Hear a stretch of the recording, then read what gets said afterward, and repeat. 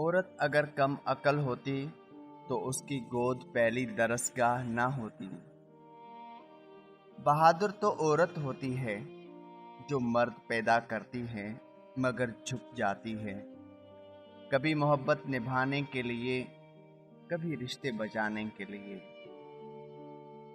دنیا کا سب سے وزنی کاغذ طلاق کا ہے جسے عورت اٹھاتی ہے۔ لکھنا کہ عورت بد کردار تھی، جسم بیچتی تھی، پھر لکھنا کہ مرد پارسا تھا، اس کے پاس جاتا تھا۔ عورتوں میں ایک چیز حیران کن ہے کہ پیار سے بلانے پر یہ روتے روتے بھی ہنس پڑتی ہیں۔ لوگ پہلے یقین دلاتے ہیں کہ پانچوں انگلیاں ایک جیسی نہیں ہوتی ہیں، پھر ہوس پوری کر کے کہتے ہیں تالی ایک ہاتھ سے نہیں بجتی۔ عورت کی خوبصورتی صرف اس کے حیا میں ہوتی ہے، عورت کی بدصورتی یہ ہے کہ اس کی خوبصورتی ہر کوئی دیکھے۔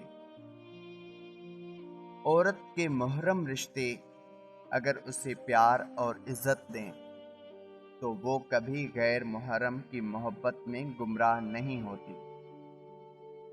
رسول اللہ صلی اللہ علیہ وسلم نے ارشاد فرمایا، دنیا فائدہ اٹھانے کی چیز ہے اور دنیا میں سب سے زیادہ فائدہ دینے والی چیز نیک بیوی ہے۔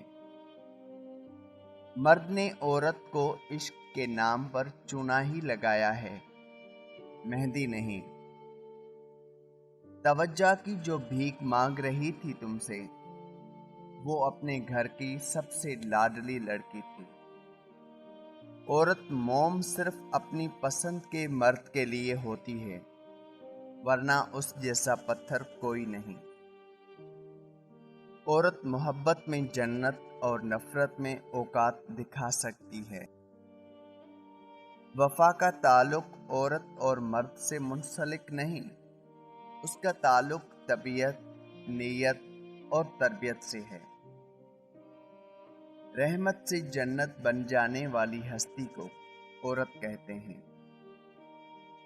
عورت اس مرد کی محبت میں جلدی گرفتار ہو جاتی ہے جو اس کی عزت بھی کرے اور اس کی فکر بھی کرے۔